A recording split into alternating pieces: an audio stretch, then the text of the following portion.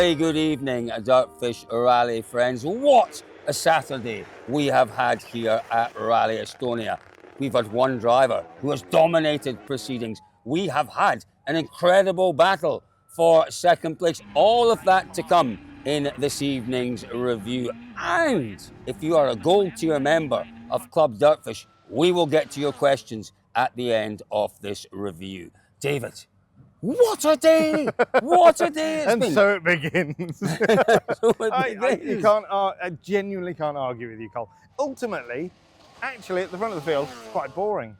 Just nothing to see. Say that. Just Oliver Solberg winning stages as you'd expect on his first time. Unbelievable. I think One. if you take a look at his stage performance, he's either won them or he's been second. He may have been third once, and I think maybe the opening stage he was fourth or something, which we all went, what an opening stage that is. Solberg has continued to impress. There's nothing we can add, Cole. You know, yesterday the question mark was over the running order, where he was on the road. Today he's gone same place as Tänak, Thierry Neuville, all of those people, and still killed them. It's looking like there's a genuine, natural kind of conclusion to this on Sunday afternoon. If that happens, this place will go mad. What the whole of Sweden and Norway will go mad. The rallying world will go mad. Quite rightly as well. It will be. It will be one of the biggest stories in rallying in decades. David, you and I were scratching our heads saying, has there been a bigger win? And I'm sure, listen guys, if there has been, let us know in the comments below. You know, it's premature, and I know a lot of you don't like this kind of commentator's curse potential jinx. But yes, what so do you don't say think? it. I'm not going to say it. Another dream day. I think, it's been so, clean, no mistakes, fast, consistent.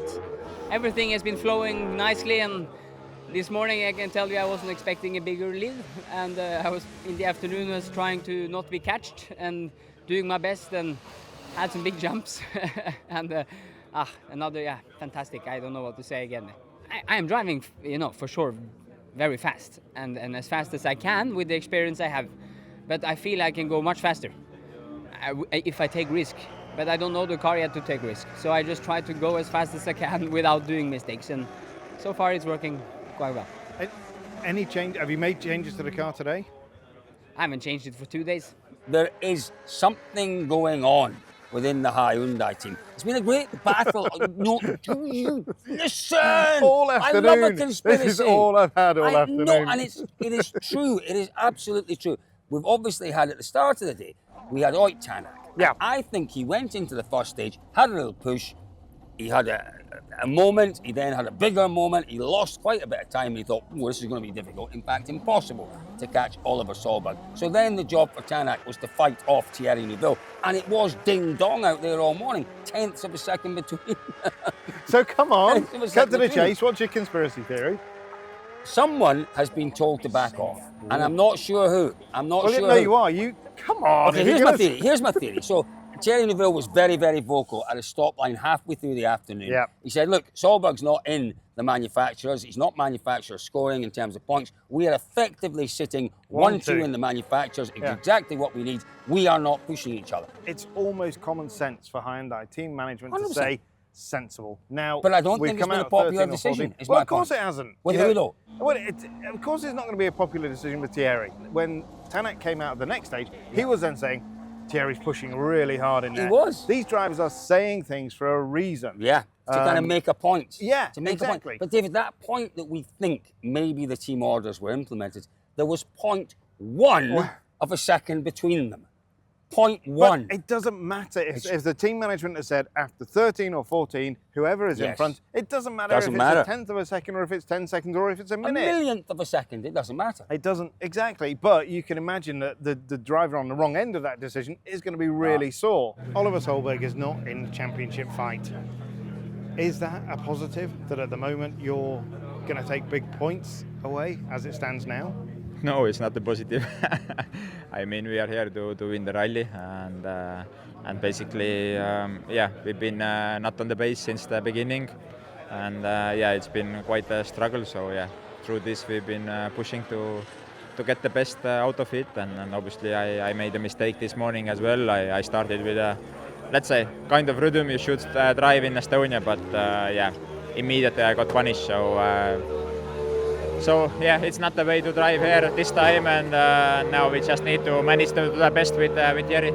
The team has been very clear to both me and Oid that the car needs to be at the finish, and it doesn't matter who is first or second, but I lost a little bit the confidence after that and struggled a bit to find the good rhythm in one stage particularly, so I lost a bit of time. I mean, the target is clear also for tomorrow, where we might need to take some extra points as well with our road position for the team, so that's a priority, and then I will see where I end up in the total ranking. What were your thoughts on Oit's comments at the end of the penultimate stage? You know, I'm always half-minded because there is a part of me that says that it's a bit unfair it's an unfair assessment. We're not going to comment about the ability to use these words in this circumstance, but I think this is clear enough. But anyway, beyond that, I think, you know, a part of me thinks that it's unfair on him, on the car, on the package, on the team, on the effort, on the investment. A part of me is also, you know, accepting the fact that it shows that it's, you know, it's all about ambition. You know, he's making a statement about his ambition coming here. Is it enough to tell your two drivers to bring the cars home? Do you need to be more specific? I'm not sure how you can be extremely specific because, you know, you're not going to say, you know, a split target. You know, there is not such thing as target time anymore. Maybe it's something to discuss. I mean, could it be interesting? That would certainly be an extra talking points for everyone, for you guys also, to have this type of thing. So no, I think it's really about the risk level. It's really saying that, you know, understanding what the bigger picture is, and everyone knows that they need to bring the car home. It's a great result for the team, and obviously I think no one will be willing to face the team tonight and to come without a car because the car is in the trees. I think I want to believe that they are professional enough to understand what it means. Let's look a little bit further back, David, at Kalle Rovanperä. As I said in the intro, you know, he started 30 seconds behind Solberg. He ends the day 50 seconds behind Solberg. It didn't get any better out there. I don't think we expected it to. No, because he's in that rut now. He's really struggling to get out of that rut. There's almost no point taking big risks. He's not going to make that time up. He's better to just sit and do what he can, whatever he can. Honestly, Cole, I can't remember a time that we've seen Kalle Rovanperä so down. Club DirtFish. It's a new type of rally content where you can join like-minded rally fans and you set the agenda. It's your exclusive pass to the service park. Club DirtFish is the home of exclusive rally content. It's a 10 out of 10 for these boys from me this weekend. Do you want, though, the opportunity to debate my driver ratings? Club DirtFish, the only place you can do that. With Club DirtFish, it's your time to ask the questions.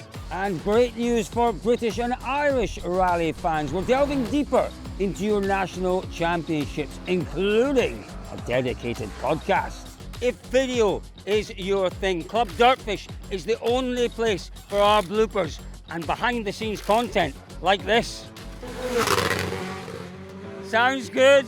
Well, join the club at dirtfish.com/Patreon. I suppose what's helped him a little bit, David, is that Adrien Fourmaux, who we thought at the start of the day might be able to put some pressure on Rovanperä.